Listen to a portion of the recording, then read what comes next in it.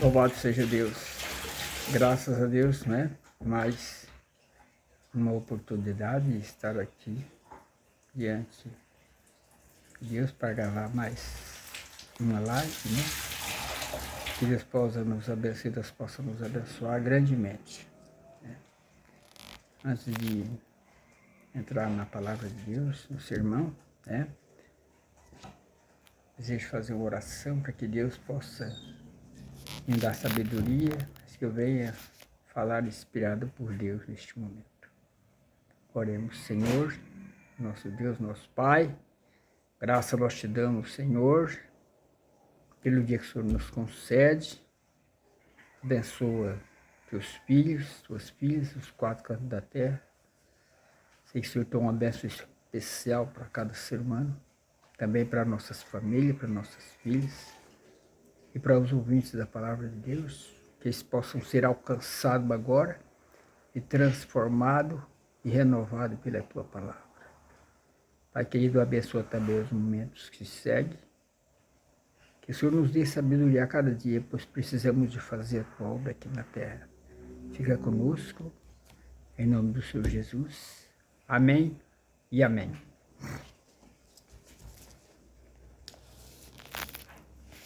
Nós vamos, nesta tarde, falar sobre a graça de Deus, né?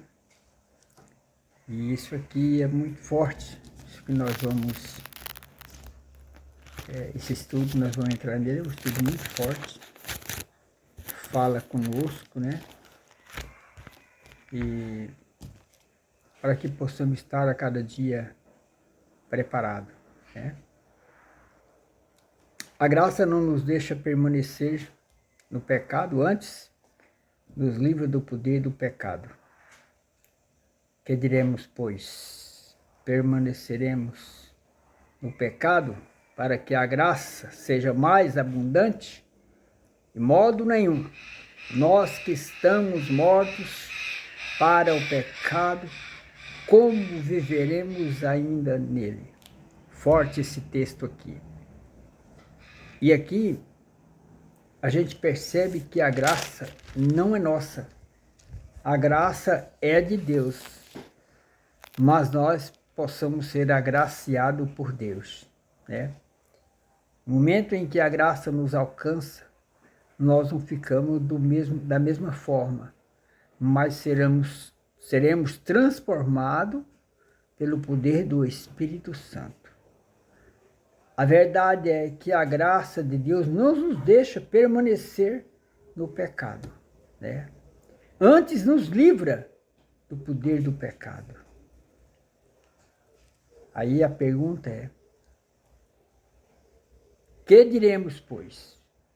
Permaneceremos no pecado para que a graça seja mais abundante? Paulo faz essa pergunta para a igreja na época e faz essa pergunta para nós hoje. E Paulo fala: de modo nenhum, nós que estamos mortos para o pecado, como viveremos ainda nele? Meditando bem no texto, uma pessoa que diz que está na graça, ou que ele foi agraciado, ele ainda permanece no pecado, é porque a graça de Deus ainda não alcançou ele. Porque o trabalho do Espírito Santo de Deus não é pela metade. Deus não faz uma obra na vida do ser humano pela metade, mas uma obra completa. É possível que sejamos transformados, né? E o verso 3 fala: não sabeis que todos quantos fomos batizados em Jesus Cristo, fomos batizados na sua morte. De sorte que fomos sepultados com ele pelo batismo na morte, para que como Cristo ressuscitou dos mortos pela glória do Pai, assim andemos nós também em novidade de vida. Porque se fomos plantados juntamente com ele, na semelhança da sua morte, também o seremos na da sua ressurreição. Sabendo isto, que o nosso velho homem foi com ele crucificado, para que o corpo do pecado seja desfeito, a fim de não servamos ao pecado. Porque aquele que está morto está justificado do pecado. Ora, se já morremos com Cristo, cremos que também com ele viveremos, sabendo que, havendo Cristo ressuscitado dos mortos, já não morre a morte. Sabe, uma vez morto para o pecado, vivo para Deus. Mas o pecado não terá domínio sobre ele. Pois quanto a ter morrido, de uma vez morreu para o pecado, mas quanto a viver, vive para Deus. Assim também, vós considerais mortos para o pecado, mas vivos para Deus em Cristo Jesus, nosso Senhor. Vamos para o versículo 12. Não reine, portanto, o pecado em vosso corpo mortal, para lhe obedecerdes em suas concupiscências, e nem tampouco apresenteis os vossos membros ao pecado por instrumento de iniquidade, mas apresentai-vos a Deus como vivos dentre os mortos, e os vossos membros a Deus como um instrumento de justiça. Porque o pecado não terá sobre vós, não terá domínio sobre vós, pois o pecado não terá domínio sobre vós, pois não estáis debaixo da lei, mas debaixo da graça.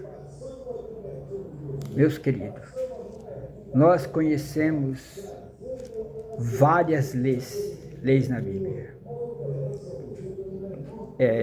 Eu não consigo dizer quantas leis tem registrada na Bíblia, mas são muitas leis. E a verdade é que em Mateus, no capítulo 22, versículo 34, um certo doutor da lei, intérprete da lei, entre os fariseus, interrogou Jesus qual seria o primeiro e o grande mandamento de todos os mandamentos, porque ainda existem outros mandamentos, só que o primeiro e o grande mandamento da lei de Deus é o mandamento escrito em tábua de pedra, 10 mandamentos. Esses 10 mandamentos, ele é acima de todos os outros mandamentos. O melhor, os mandamentos da lei do amor, da lei do amor. E Paulo fala, nós não estamos debaixo da lei. Claro que não. Não estamos debaixo da lei do pecado, mas debaixo da graça. Porque eu não sei se pecado tem lei. Eu sei que o pecado contra a lei de Deus é transgressão. Mas Paulo interpreta de uma forma diferente. Mas Deus diz que o pecado contra a lei é transgressão. Porque a lei tem a graça, mas pecado não tem graça. O pecado não tem graça, mas a graça tem a lei de Deus. O amor tem a lei de Deus. Então, por isso que eu chamo os 10 mandamentos da lei do amor. Porque nós só provamos que amamos a Deus Ou amamos Jesus quando guardamos os mandamentos da lei de Deus.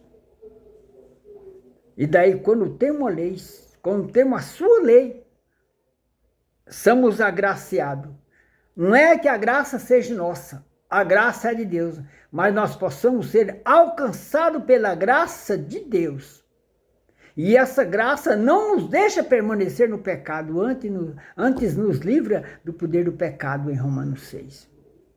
Nós continuamos aqui em Romanos 6, no versículo 16, que diz: não sabeis vós, que a quem vós apresentardes por servo, para lhe obedecer, sois servo daquele a quem obedeceis? Ou do pecado para a morte, ou da obediência para a justiça? Mas graças a Deus, que tendo sido servo do pecado, obedeceste de coração a forma da doutrina que foste. Eu não sei realmente se alguém pode ser servo do pecado.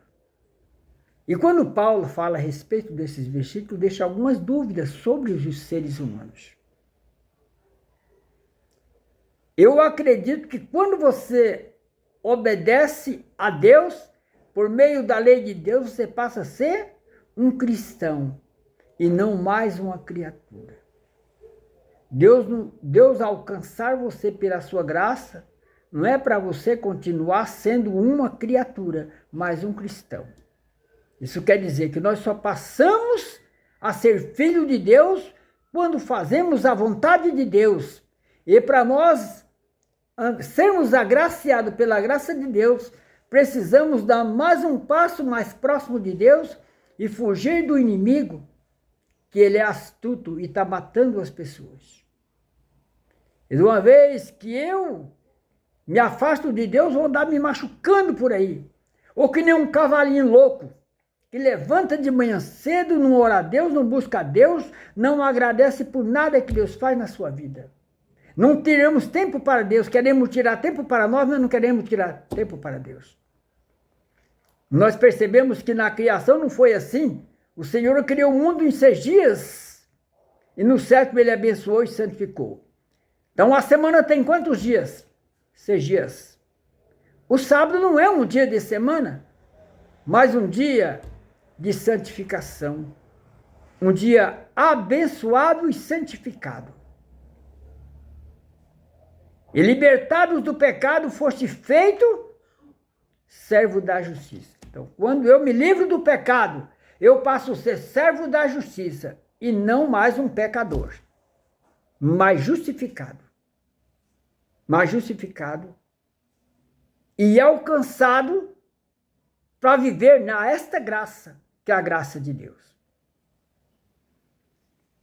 E Paulo falou assim no verso 19: falo como homem, pela fraqueza da vossa carne, pois que assim como apresentastes os vossos membros para servirem a imundícia e a maldade para a maldade, assim apresentai agora os vossos membros para servirem à justiça, mas não o pecado, a justiça para a santificação.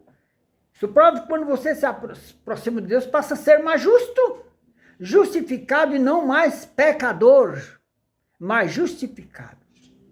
Não é que a gente seja perfeito, mas melhor diante de Deus. Porque quando ereis servos do pecado, estava livre da justiça.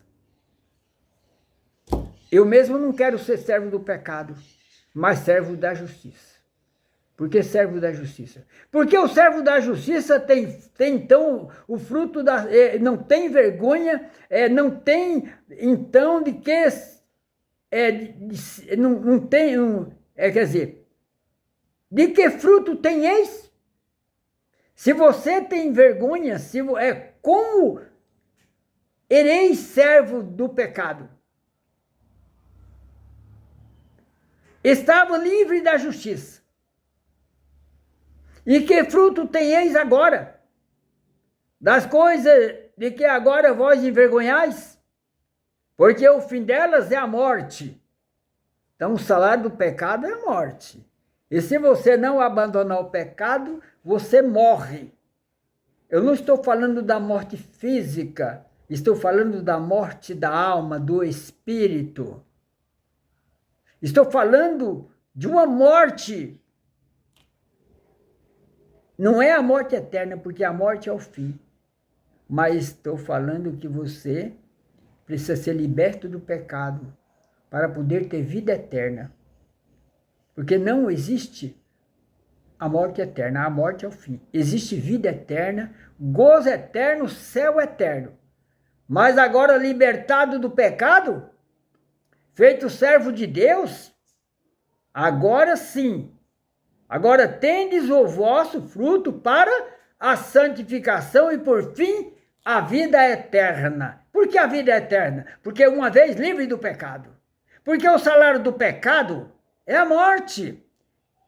Mas o dom gratuito de Deus é a vida eterna por Cristo Jesus, nosso Senhor. E aí Paulo fala, no capítulo 7, estando morto, agora vem a lei. E quando vem a lei, servimos a Deus em novidade de espírito, porque veio a lei. Que lei? A lei de Deus. Agora, e que a lei tenha domínio sobre o homem por todo o tempo que vive. Deus quer nos resgatar para uma verdadeira luz por meio da sua lei, provando que a lei diz: não matarás, não adulterarás, não mentirás, não dirás falso testemunho. Honrar a Deus sobre todas as coisas e o próximo como a ti mesmo. Porque a mulher que está sujeita ao marido enquanto ele viver, está ligada pela lei, mas morto o marido, está livre da lei do marido. Nós estamos falando de Romanos capítulo 7, quando essa lei não é os 10 mandamentos de Deus, mas é uma lei conjugal. O casamento na lei civil. A Bíblia fala que no passado, lá no começo do tempo de Adão, Deus unia as pessoas. E as palavras do casamento é assim: portanto, aquele que Deus uniu, não separe o homem. Não separe o homem. O casal não quer dizer no seu próprio casamento de papel passado. Mas o casal é um homem, um macho e uma fêmea. Agora depois, quando Jesus veio, aí teve um decreto da parte de César Augusto, que trouxe o recenseamento, que é o alistamento, em que passou a existir o casamento da lei civil e a partir dos bens, para que o homem a falecer, a mulher tivesse como continuar, ou a mulher falecendo, o homem tivesse como continuar para criar os seus filhos. Mas essa lei é humana, mas na lei de Deus não pode separar. Não pode divorciar, a não ser por motivo de prostituição. Os judeus falaram assim, mas Moisés mandou repudiar as vossas mulheres. Deus respondeu para ele assim, ó, se Moisés fez isso, foi por causa da dureza do vosso coração. Se Moisés deixou isso escrito, foi por causa da dureza do vosso coração. Nós percebemos a dificuldade que Jesus teve para exercer o seu ministério aqui na terra, por causa de uma lei judaica.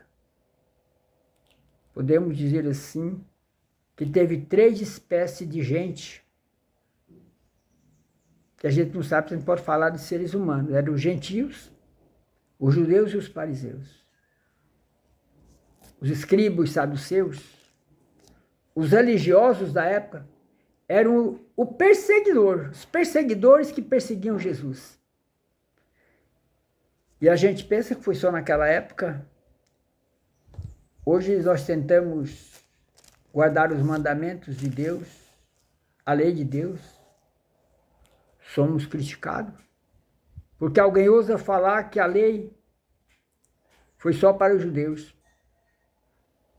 Na verdade, quando Deus criou o homem, ele precisou escrever 10 mandamentos numa tábua de pedra porque o homem falhou com ele. O homem desobedeceu a Deus. O Adão e a Eva desobedeceu a Deus.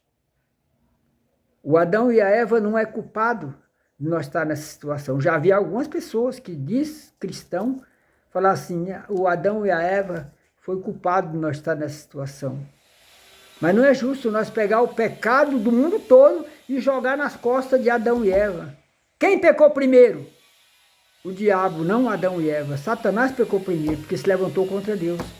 E apenas Adão e Eva foram enganados, como não somos enganados às vezes também, se não prestarmos atenção, acabamos sendo enganados com essas falsas doutrinas, né? Misericórdia. Porque quando Deus escreve 10 mandamentos, Deus escreve 10 mandamentos não só pensando nos judeus, não foi para os judeus. Deus escreveu 10 mandamentos para o ser humano, para os seres humanos, para as nações, e eles rebelaram contra Deus. Mas que Deus tenha misericórdia. Que Deus dê sabedoria a esse povo, que eles possam ter um coração bom, não um coração mau, mas um pensamento firme na palavra, temente a Deus, para que a sua obra seja perfeita e não perversa. Que Deus tenha misericórdia. E desta forma, quero dizer para você que a minha salvação é por você. Você abre a mente e permita que o Espírito Santo trabalhe lá na sua mente. Que você tenha uma mente transformada para servir ao Senhor. E a paz do Senhor a todos. E para você que me segue, uma boa tarde. Que Deus abençoe. Em nome de Jesus. Amém e amém.